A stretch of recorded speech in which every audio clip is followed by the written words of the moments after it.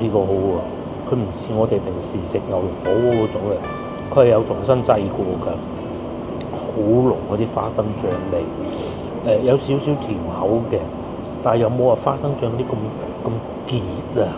下邊仲有呢個肉丸嘅嚇，我先頭都睇唔到喎。咁牛肉丸，仲有蔬菜就係咁多啦。試埋呢個先。呢一間咧，大家記住佢嘅名。上次我哋喺西華路咪同大家講過，有間好老牌嘅燒臘店嘅，同一個名嘅喎。應該係開到過嚟，而且唔係。最主要係冇緣分嘅，有時間又人太多啦。咁佢有2間分店㗎，一個喺呢度，另外一個咧就喺北京路，都係遊客區嘅。咁要搭台㗎，冇辦法㗎。但係有機會睇下自己食。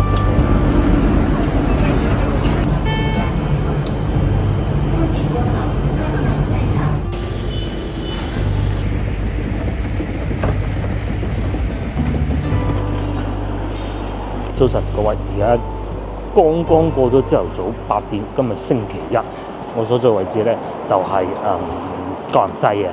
咁咧我咧過嚟呢邊食早餐，好耐都未試過一個人食早餐啊！好似上星期試過，去前邊食魚蛋粉。南西多好嘢食噶噃。咁喺廣州啲美食街咧，呢度都算一條譬如話河北有龍津路啊、西華路嗰啲咧，咁海珠區咧就不得不提江南西。而呢度子丹大街，我要食嘢嘅就係呢個啦。喺對面馬路先得。呢度就係辦證中心，即係簽注去香港啊各種啦嚇。前呢度喺子丹大街，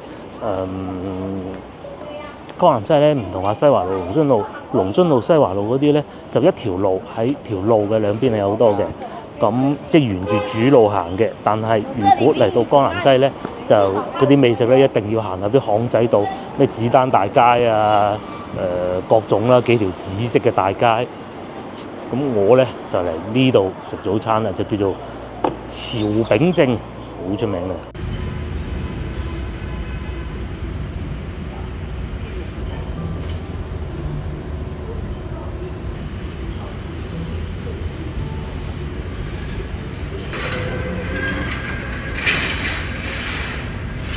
睇下佢哋有咩好食，咁肯定係食五寶魚蛋粉㗎，唔係話其他唔好。咁呢啲係招牌菜。首先會有啲咩啊？原味啦、番茄味啦、沙爹、麻辣啦、咖喱啦，有河粉、米粉、手工麵同埋果條嘅。咁我係會揀翻原味，但係要果條咯。咁下邊你仲可以再加料嘅，各種價錢都寫得好清晰嘅。我就要呢個。咁除此之外，你仲可以有七寶啦，又或者係魚皮餃啦。呢個係淨魚皮餃啊，唔係魚皮餃粉啊。大概就係咁嘅價錢。咁選擇都係好多好多㗎。五寶撈，呢個好喎。係咯，我揀食呢個。有沙茶撈，偏甜口，果條係啦。咁呢個咧就 delete 咗佢。咁另外仲會，如果係識得食嘅咧，你仲可以要個湯啦，即係紫菜湯，其實裏邊係會有魚蛋嘅。我選擇都好多，沙爹湯底，聽講佢哋呢個沙爹湯底係好出名。咁但係我唔沙爹，一早沙爹。早單之後仲可以睇下佢哋兩兄弟創業嘅古仔啊！咁佢話19歲嚟到廣州讀書啊，喺紅湖醫院做過護士啊，結婚生子咯喎。然之後咧，原來呢個餐廳係23年初創立嘅，即係疫情之後啦嚇。冇高科技、零添加嘅魚蛋粉，原來佢哋係惠來人嚟嘅，都喺嗰邊做魚蛋。到點唔講啊，好企理啊間鋪頭，見到汽水係自己攞嘅，就俾咗錢自己攞啦。包括嗰啲洗手啊、嗰啲醬料啊，好企理啊，樣樣都係好乾淨啊，甚至乎咧開完汽水嗰個樽蓋咧，有個兜接住㗎，罐裏邊咧潮汕人好乾淨嗰種感覺。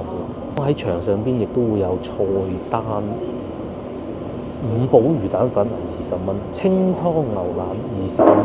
我諗去到中午呢度應該會仲火爆，因為20零蚊一份餐咧，其實都好多人消費得起。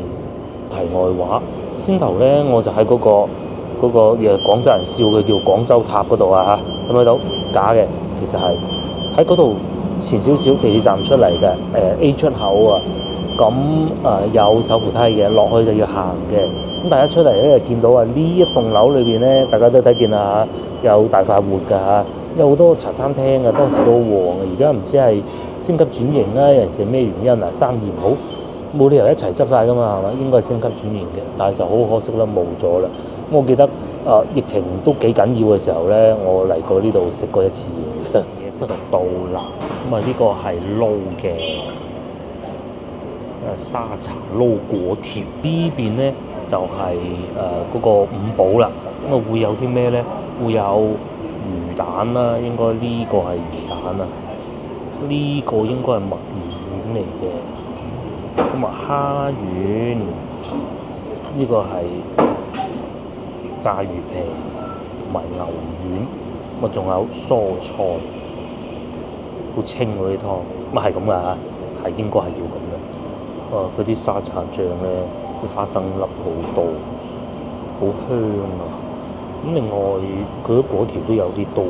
其實我去到揭陽啊，或者其他嘅粉麵檔咧係冇咁多。先食咗呢個先。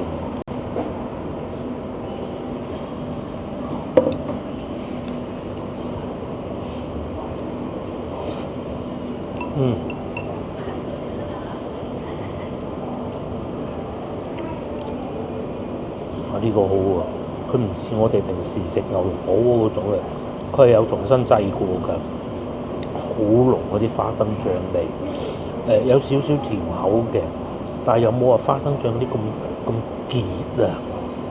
撈粉啊啱好，其實最初咧擺低嘅時候咧，我都覺得我都好似撈唔勻，撈起身會有啲粉，有醬，有啲冇嘅，嗱唔會啊嚇，咁同埋果條咧越撈就越香。加埋一啖湯非常好，不過呢個湯咧有啲熱嚇。最初我有諗過不啲湯喺度撈勻佢，唔需要。咁當然你咁做都冇問題嘅嚇。呢個好啊，呢個喺廣州唔容易食得到。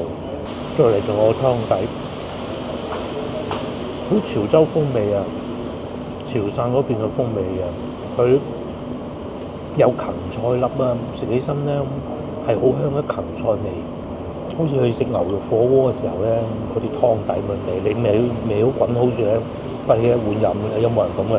應該冇嘅，但確實就係嗰種味道。接嚟試下呢個蝦丸，嗱嗰度寫住嘅蝦丸和墨魚丸，因為製作工藝繁雜，食材成本高，逢年過節宴請時候才會出現在餐桌上。啊，真係喎，好濃蝦味喎，真濃喎，完全超出我想象喎，唔係嗰啲好化學嘅感覺，不是。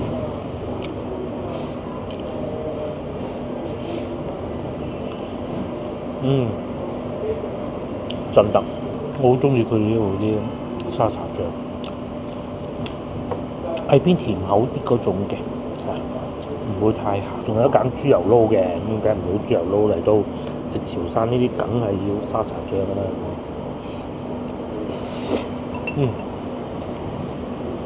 接落嚟先買墨魚丸啊！咁樣嘅喎，嗰啲墨魚丸。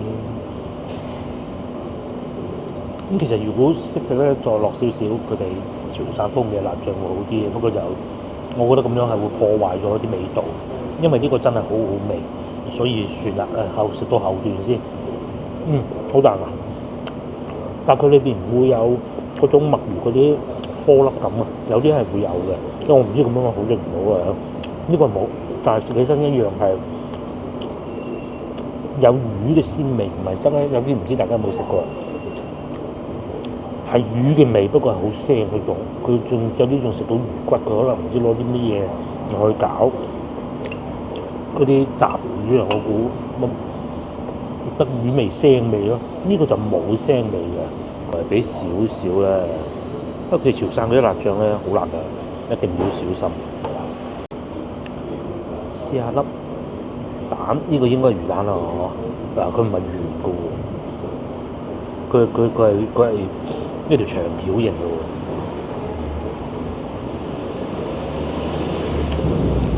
都好香，同埋嗰個辣椒醬好香。果然不錯啊！下邊仲有呢個肉丸嘅嚇，我先頭都睇唔到喎。咁肉丸，仲有蔬菜就係咁多啦。試埋呢個先啦。可以啊，牛丸，嗰個牛丸好好味。打翻到去當地，即係我去過幾次粵東啦，中上水平，唔係最好，即係牛丸啊，中上水平。一咬落去咧係會有汁水喺度。嗱，我食飽飽，大家覺得點？我覺得幾好。佢啲味係幾濃啊，新派得嚟又唔會話太過奇怪。有啲新派咧好奇怪啲味道。係，附近行下啦，買下咖啡飲下。另外不得不提嘅咧就係、除咗食潮汕魚蛋粉之外咧，其實喺江南西呢邊咧食雲吞麵都係唔錯嘅。咁話説以前咧，應該係有一間喺廣州啊，應該有一間叫榮華嘅麵店，我唔記得係咪食雲吞麵係好出名嘅。咁後來退休啦，店家咁後來咧佢好似有兩兄弟。即係跟住阿爸爸做嘅兩兄弟，各自咧都喺江南西呢邊開咗店嘅，咁就係兩個強啦嚇，華叻強同埋生力強，其實我都食過，都幾好嘅，係啊。嚟喺附近行下，呢度係又開咗間新嘅喎，潮汕同坑林先生牛肉。潮汕嗰邊好多林先生㗎嚇，我之前識嗰個揭陽人都係姓林嘅。呢度仲有一個秘密旅行，呢個係我朋友間店嚟嘅，佢唔係老闆，佢係打工嗰啲喺裏邊，不過係店長嚟，做咗好多年㗎啦。應該而家都仲係喺呢間店守住。啲少女好中意嚟呢度食嘢嘅。呢個係雪花牛肉飯啊！好多呢啲店喎，而家開咗。再隔離就係超市。對面嗰個又係好出名嘅，點解個招牌爛鬼咗？我唔係遮住啫，唔好意思啊嚇。好麵線呢間好嘢嚟嘅。如果冇記錯嘅咧，佢有另外一間店係喺芳村嘅，唔出名，但係佢個豬潤係處理得非常非常之好嘅。咁但係要即係身體好先好食咯嚇，真係好食，好大件，同埋佢係現煎嘅。煎豬潤你有冇諗過啊？係啊，呢個好嘢嚟嘅，好麵線，大家記住啦。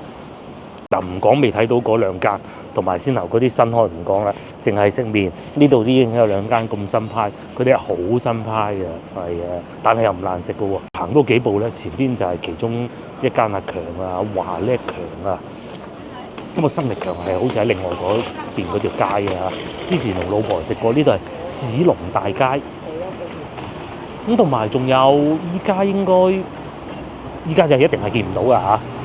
朝頭早可能會見到咧，煙酒兩個字嗰度咧，佢有檔喺度炸乳鴿嘅，即係唔知依家仲有冇做啦。咁咧呢條美食街咧，你翻到廣州咧，就係一定要試下。佢噴晒煙咁食緊腸粉嘅喎，朝頭早就做腸粉，夜晚黑就炸乳鴿咁啊，就喺呢度。咁佢係走鬼檔嚟，炸乳鴿啊！咁買咗咧就可以企喺呢度食咯。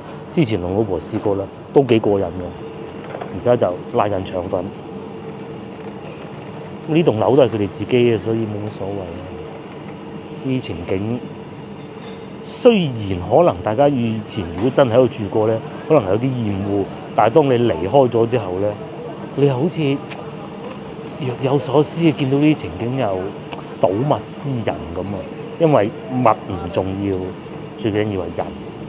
腸粉未必一定係好好食咁啊！當然啦，當時可能冇呢個腸粉檔嘅，或者會係其他嘅餐廳小食店，一個士多老闆娘，係啊，其實物唔重要，最緊要係人嘅。包括我自己都係好多時候見到呢啲情景咧，而經歷過咧，嗰啲事情已經變晒嘅。可能以前呢條路係冇咁企理嘅，路上面亦都唔會有咁多私家車嘅。咁但係咧，個士多老闆可能仲係嗰個士多老闆，嗰個士頭婆。細個嗰陣佢係18歲嘅啫，你係得6歲。咁但係而家咧，阿老闆娘已經老咗啦。其實我讀小學嗰陣咧，喺門口隔離咧有個老闆娘嘅士多，好後生，睇得出佢可能會幫佢阿媽手。後來到舊年翻去經過咁啊，買支水飲下啦，一樣見翻嗰個靚姐。咁我真係已經變咗靚姐㗎啦。是人非呢度已經變成華叻強麵家，一樣係有人食㗎。其實今朝我係有諗過嚟呢度食嘅。咁啊幾好啊，唔似嗰幾間咁又話爭生死嘅，係咪？幾好。有好多餐廳咧，佢背後嘅故事咧，都係有好多好狗血嘅故事嘅。譬如話糖水店啦，又或者係牛腩粉店啦，咁然之後咧就譬如話牛腩粉店邊間我真係唔敢講啊嚇。咁咪分開唔做，個家姐就揾人去社區平台就寫湊個妹定細佬我唔記得咗啦嚇。五花八門咩都有，又話食到有煙頭，有咩理由有煙頭啊？係咪先？你有咩理由有牛腩粉裏邊有煙頭啊？你係想像唔到有東西會出現喺嗰度噶嘛？可能出現好惡劣，可能出現嘅細隻嘅小強，細隻嘅唔出奇，但係你唔會有煙頭噶嘛？一睇就知係同行做佢啦。咁但係呢幾個幾好啊，最起碼阿強呢個幾好。呢度仲有個花店前邊唔行啦。其實我諗住飲杯咖啡嘅，前邊應該冇咖啡店。我哋行翻去江南西嗰邊啦嚇，好旺啊呢度。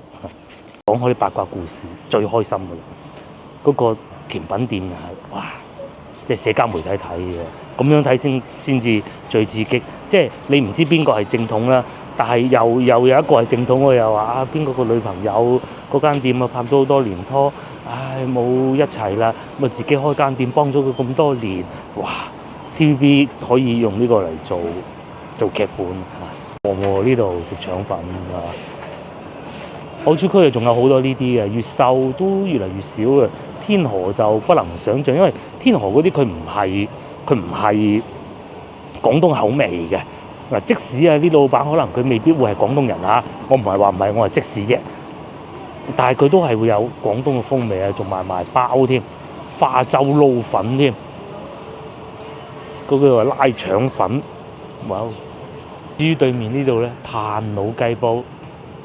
廣州人真係好中意炭佬雞煲，清遠雞78咋，仲有大扇雞最貴168咋，石燕都有啊，啤酒10蚊3支，今朝有酒今朝醉，好啊！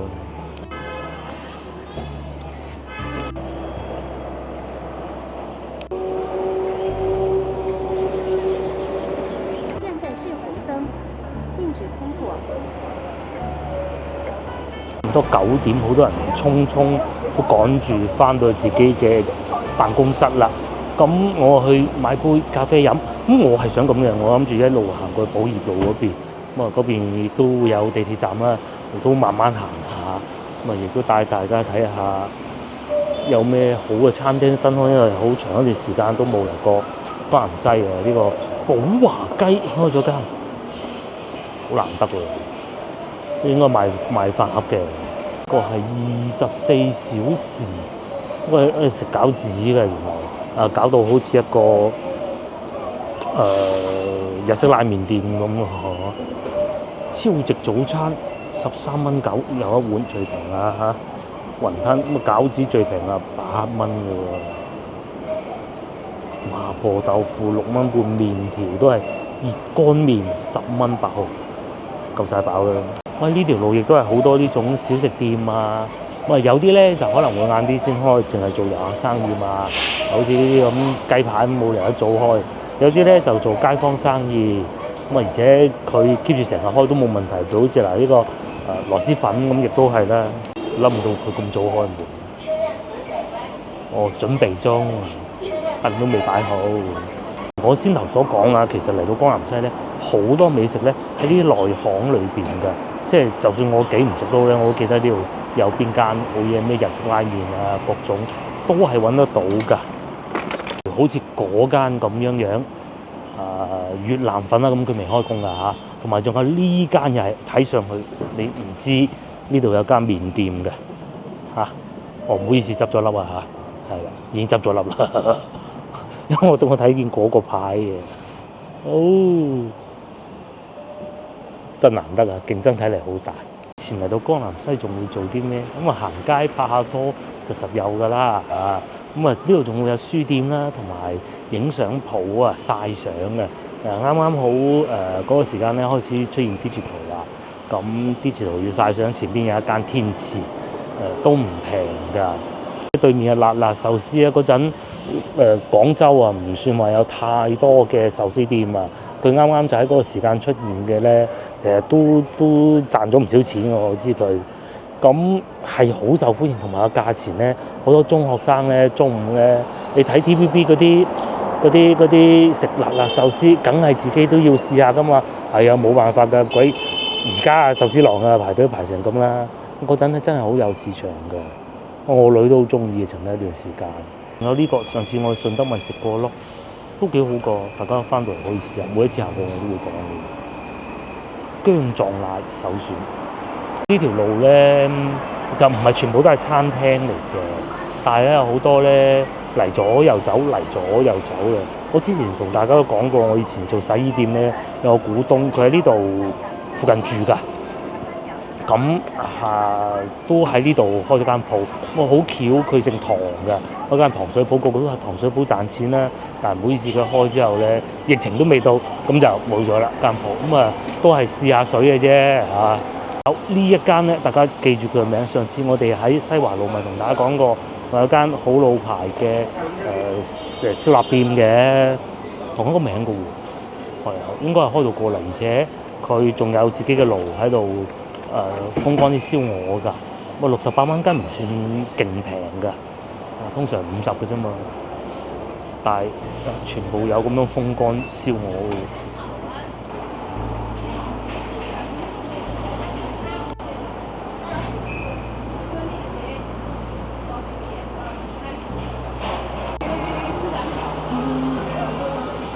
好多鋪咧開下又關，開下又關嘅。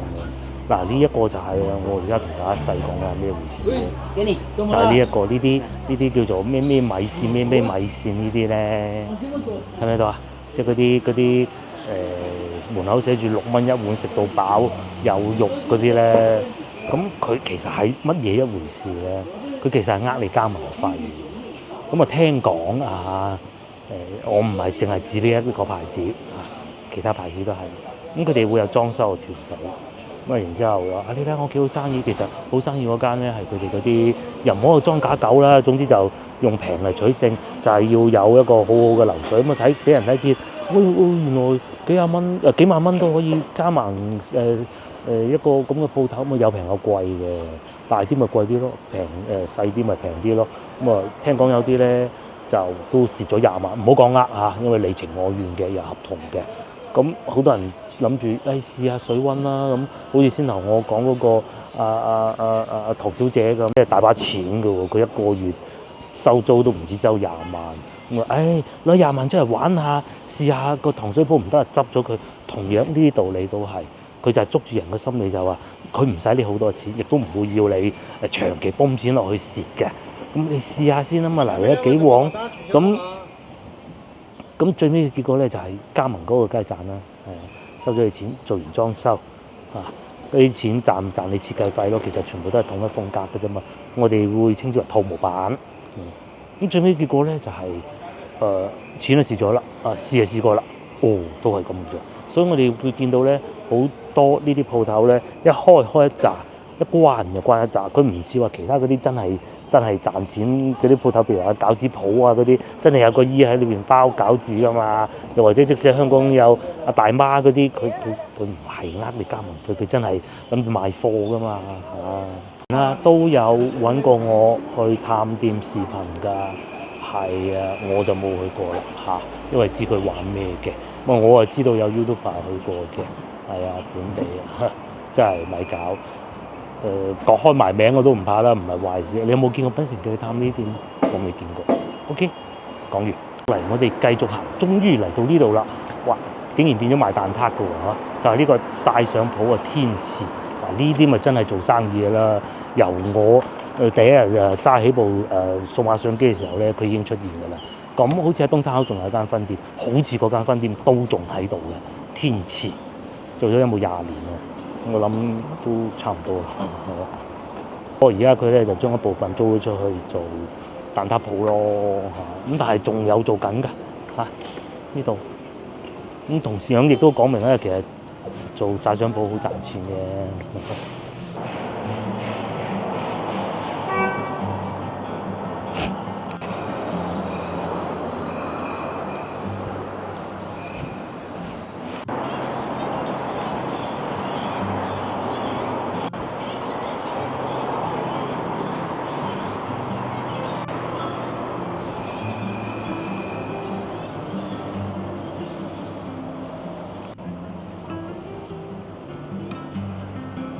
而先頭所講，江南西呢邊啲美食咧，全部都係裏邊呢啲紫色嘅大街裏邊嘅，呢個叫紫竹街，咁有幾間㗎啦。呢間都開咗一段時間喎，仲 keep 得住啦，係咪？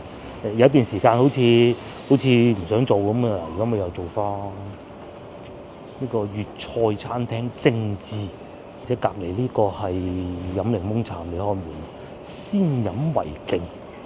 咁早會開唔住嘅。呢個就最出名㗎啦。當年飲醉酒同啲同事，我就係嚟呢度食飯啦，應該係呢間嚟嘅我諗咗好耐係咪呢間嘅？不過當時好似唔係叫呢個名㗎咯。咁或者我記錯㗎，因為人年紀越嚟越大啦，20幾年前嘅事唔記得都好正常。加之當晚飲咗咁多，就係呢度粵菜飯店，呢度碌我128蚊一隻咋。78蚊半隻都算好平喎，128一隻外賣，就係呢度裝修好一般，好舊但係傳統嘅味道咯，又會有自己嘅爐風乾燒鵝終於揾到咖啡店、奶茶店啦，啱啊，呢個好啊。呢度後邊咧就好多宵夜店㗎啦騎樓下鵝煲哇！一早咧就唔鵝煲，應該飲咖啡嘅。開工㗎啦喎，呢個咧13蚊一杯，咗杯檸檬茶12蚊。咁另外佢哋已經前面有9單做緊，啱啱開門7分鐘。其實我啱先撳嗰陣唔止7分鐘，已經做緊咁多單。啲後生真係中意飲呢啲，可以坐喺啲冷巷下邊飲咯。呢邊就阿伯喺度捉棋或者嘈啤，呢邊咧就大街咯，上邊有啲人係住宅樓，都幾舒服幾悠閒嘅。尤其如果你做開遊客，咁你行到攰咁啊，坐喺啲咖啡店，10零蚊一杯幾好啊！咖啡我又繼續行啦，唔係檸檬茶。呢度又發現有個新鋪，維園飯堂，順德嘅，順德大良嚟開到嚟呢度添。不過好老實講啊，廣州其實類似差唔多類型嘅鋪頭有好多，喺天河大把真係。咁同埋佢而家仲未開工喎，咁嘅咩？點半先開工啊？佢食咩咧？食嗰啲茶餐啊、蛋撻啊咁樣。其實廣州真係好多。嚟呢度仲有一個都係食啲簡餐㗎啦。哇！但係檸檬茶要賣到19蚊9一杯啊，貴啲喎。但個下午茶餐咧就28蚊8又抵食喎。又有一間新開嘅粉館，即係食粉㗎嚇，唔係嗰啲粉啊，新開嘅。呢度多咗好多新鋪頭喎，有沙茶麵。呢度有啲咩食咧？好搞笑，佢話咧，如果係人太多咧，你就去其他鋪頭食啦。咁啊，維園飯堂啦、紫金食坊啦，佢仲介紹埋邊間好添。咁你喺呢度太多人咧，坐唔落咁咪第間啦，好搞笑。係啊，而家啲後生係咁樣做生意嘅，以前咁樣鬥生鬥死嘅一齊旺先係旺啊嘛。如果講到喺呢邊初代最出名嘅，應該係呢間啊。我嚟到江南西食得最多都係呢間咯，紫金食坊飲湯啊、燒鵝啊，各種都好好嘅。佢哋有明爐，咪現斬嘅，好正嘅。咁至於喺呢鏡頭正前方行過去，其實就冇乜嘢食嘅啫嚇。就唔好繼續嗰個方向行過去啦，一擰轉面又過翻過嚟江南西呢邊咯，江南西路咁啊，喺江南西路繼續行過去，其實就去得到沙園市場噶啦。有一間奶茶店啊，呢個係只送不賣用心派啊，即係點咧？冇理由唔講。哦，佢意思係喺度買嘢食就送奶茶，明白。不過未開工。哦，周一店休咁勁啊！應該係邊個太子爺嗰啲生意嚟嘅。有一間行下街香巧雲吞，不過未開工。江南西呢度咧，除咗嗰啲飲食嘅店鋪啊，即係除咗美食外，仲有好多賣衫啊、潮物㗎，好似面前呢個咁。大家英文咁好，知唔知佢係賣咩嘅？咁如果有經常睇足球睇咗好多年嘅，其實睇到90有個圈嗰個字，應該知係賣咩嘅。佢賣波衫索，係真係賣波衫嘅裏邊。不過老細就未開工。隔離呢度係唔知賣咩嘅。咁下邊咧就係住宅樓咯。往前行啦，又有啲叔叔喺度打乒乓波嘅喎。同埋啲地方都算乾淨㗎啦，因為先行我行嘅見到啲環衞咧係未停過嘅掃地嚇。再嚟上一集唔知大家記唔記得我曾經講過話內地咧嗰啲垃圾分類啊、垃圾回收係做得幾好㗎啦，好似面前呢啲咁其實佢係收咗佢係可以賣錢㗎，咁啊好啦，係咪先？咁佢就自然會做，唔係垃圾掉咗佢啦。又或者咧街道啊都會做一啲宣傳嘅。咁垃圾做好分類佢，咁其實咧可以賣得錢嘅咧，其實我哋都係會願意做分類嘅，好似面前呢啲咁樣。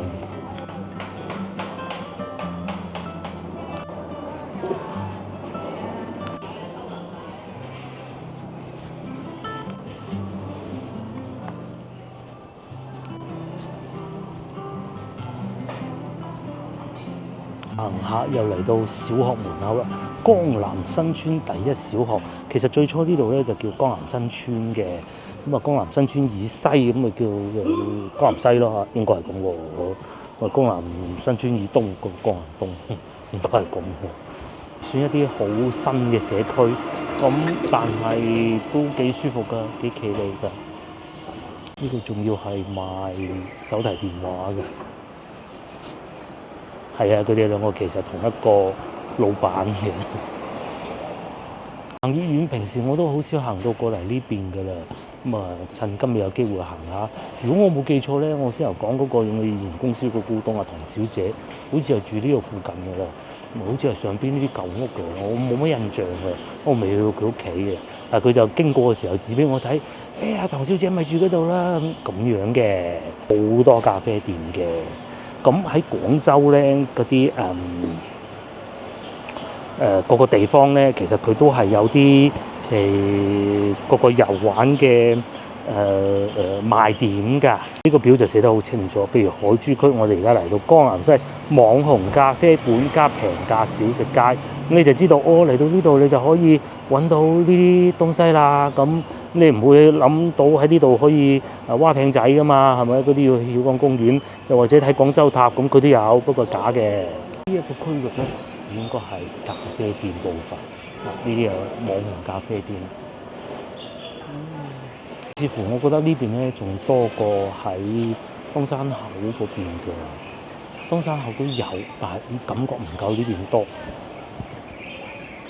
前邊又有一間續命咖啡，係啊，好有趣啊！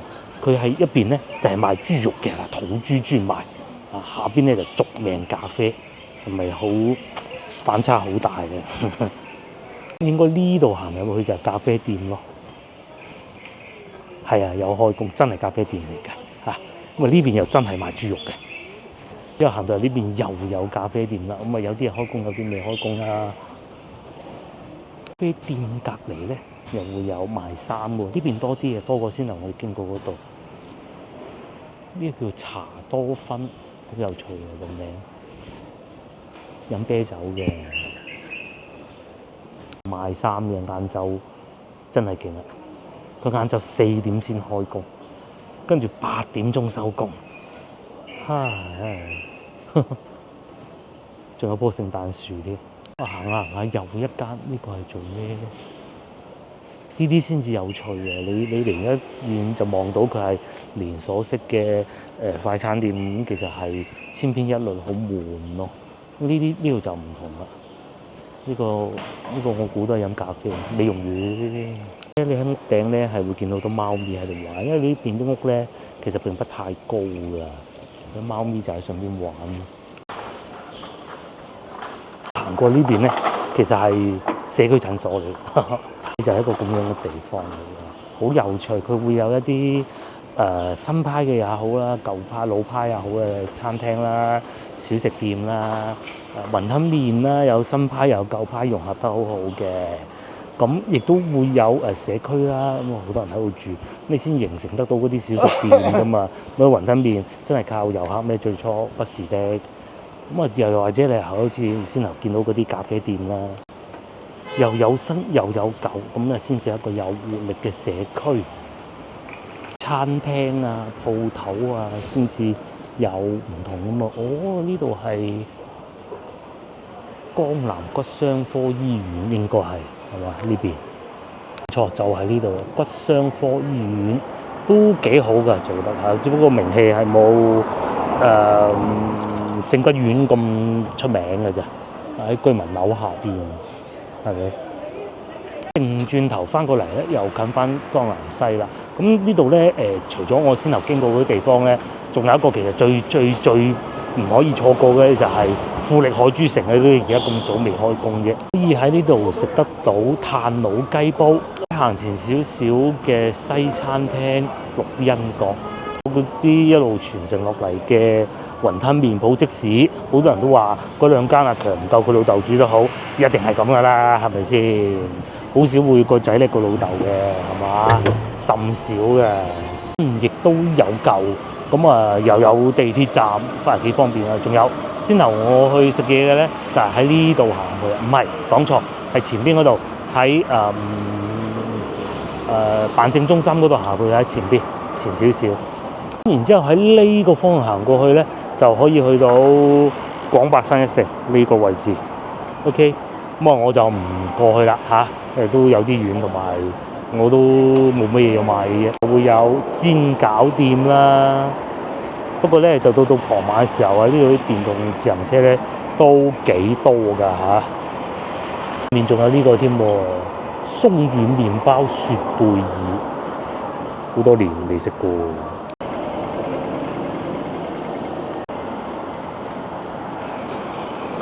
而家係嚟自海外嘅，甚至乎可能香港嘅都冇問題。你而家計劃緊農曆新年前後翻嚟廣州遊玩，嗱，同大家講其實好多觀眾問過我哋㗎啦。喂，農曆新年有邊啲地方喺廣州可以去？有啲鋪頭係唔開，有啲鋪頭咧係會。Hello，我又遇到一位觀眾喺美國翻嘅，但係佢揸杯瑞幸咖啡咯。咁好似先頭嗰位觀眾咁，佢應該好熟呢邊㗎嚇。咁你喺農曆新年想翻嚟玩咧，呢條街咧係唔會有太多鋪頭打烊㗎，就唔會話可能好似有啲西朗市場咁，可能係會打烊㗎嚇。咁大家就知道點玩啦。哦，呢度又開間新鋪啊！東莞燒鵝瀨粉，我要講嘅唔係呢個，係隔離嗰個文記煲仔飯啊！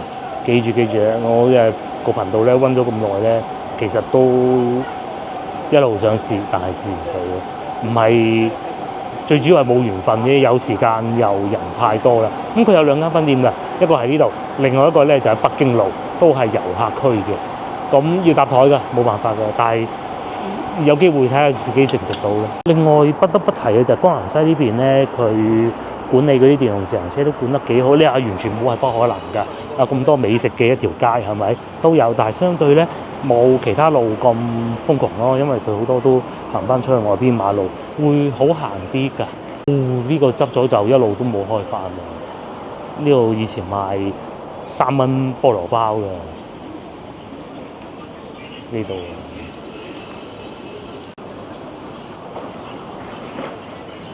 咧佢哋整到呢度啊，得呢個口上嚟嘅啫。咁佢哋啲踩電動自行車其實唔爽嘅，咁啊所以咧就要行翻落去爽啲咯。呢度因為送外賣哥哥咁啊等單咁，梗係鏟上嚟呢度等啦。所以呢一點咧，我江南西係做得比較好嘅呢度。之前曾經修嗰條路咧，搞到烏煙瘴氣，我當時都話又整，諗唔到咧佢都搞幾好喎。不過都係嗰句，你係有冇電動自行車上，肯定係會有嘅嚇，不過可能冇嘅。真多咖啡店，呢度有一間，開咗好耐嘅。咁我都係時候翻去啦。我今晚夫人就喺屋企同夫人食飯嚇，唔出去啦。成日出去嘅話，今晚見。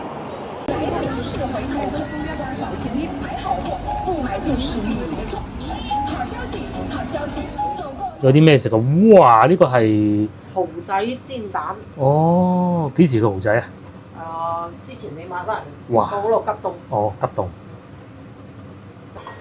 至於呢邊咧就滾緊個湯，有啲菇我見到。你睇下。乜嘢啊？係生跳跳嘅蝦。哦，呢個係嗰啲外賣小醬啊，呢個度。係啊，好多嘅而家，即係國內而家全部都係咁樣咯，就係。不過已經差唔多死啦。即係你。即係活蝦運到嚟有水浸住嘅。生跳嘅，唉，因為太耐啦。咁你差唔多食嗰時，你先至叫佢嚟。哦。15分鐘就送到嚟嘅。哇！快極快嘅。咁等陣啲蝦咧就掉埋落呢度烚下佢咯。係啊。都仲未變色。啱先度烚跳嘅。可以㗎啦。打多樣落去啊嘛。嗱，喐啦。係啊。唔係死直㗎嘛。冇點，就係耐咗頭唔得咯。咁你最好就差唔多食你先至買咯。至於呢邊咧就係雜菜湯，啲菜就掟晒落去，係咪啦？嗰啲易熟嘅最尾掟蝦啊，嗰啲最尾掟。蝦最尾放。係咪仲有牛肉啊？牛肉一陣間放埋。因為嗰啲好快熟嘅啫嘛。係。因為而家牛肉嗰個放埋佢，因為等佢出下味咯。出下味。即係啲湯好飲啲。係，有啲味啲湯就有啲肉味咯，冇錯。啲蝦就抌埋落去咁樣，冇，我睇到冇。哇！係。哇！係。真係扎扎跳。真係喐㗎，因為呢個畫面過於震撼，冇拍嘅。即係你如果想食再新鮮嘅蝦，你就自己走去市場買。唔係市場翻到嚟一死啊！依家咁係最新鮮㗎，即係差唔多都係撈出嚟。咁啊咩價錢咧？又11蚊半斤。11蚊半斤，咁又唔貴喎。唔貴㗎啦，因為你生㗎嘛。咁你見市場嗰啲點做咧？又你可以買半斤啊嘛，佢。係咯。即係咁哇！真係難搞啊嚇！真係搞到個人懶晒啊！係啊。而家就係咁啊！即係太方便啦。係。個人好易懶啊！乜鬼啫咩？就係除咗倒垃圾，你要落去嘅啫。其實咧，佢會幫你倒埋垃圾，佢先至送呢個外賣。你要嘅話，啲人有啲仲要叫佢倒埋垃圾啊。係啊，佢話佢仲會主動幫你掉咁嘅，好似話。哦。太過分啦咁樣。要打賞嘅。唔使㗎，因為我見隔離屋試過啦。唔係啊嘛。係啊。我做唔出啦。即係除非係打賞人哋咯，如果咪真係做唔出，好辛苦㗎，爬樓梯。佢仲要爬樓梯上嚟嘅咩？係啊，我聽唔到個電話，佢爬樓梯上嚟。哦，佢寧願快，佢都唔打電話俾你啊！我聽唔到，喺度睇緊電視。正，落咗鹽未㗎？未。落埋鹽先啦。雜菜湯咯。咁啊，食嗰陣先講啦嚇。又嚟到晚餐時間，咁啊煮好晒啊！有咩大家先頭都知㗎啦。試下呢個仲食唔食得先？個蛋梗係食得啦，個蠔點解咁細粒嘅？都食得嚇，仲食得，仲幾好食添個蠔，真係講你都唔信啊！至於個蝦咧就唔使多試，睇住佢鮮活咁等落去啊！呢個都同埋鮮好多㗎啲蝦。睇大隻睇個頭啊 ，OK 嘅嚇，仲有啲牛肉。因為你一嚟佢生日跳跳㗎嘛。係啊，咁你唔使試。真係而家科技改變生活啊！嗱，從以前咧上網購物都已經覺得好新鮮㗎啦，後尾送外賣唔覺得出奇係嘛？買餸都可以，仲要咁啊！呢啲已經係小兒科嘅，成個火鍋啊都可以買得到啊！大城市咧就有呢個好處啊，係啊，買藥啊各種，即係嗰啲咩保心安油啊、咩牙痛藥止痛啊嗰啲。醫生為準啊！好啊，食飯啦，唔講咁多。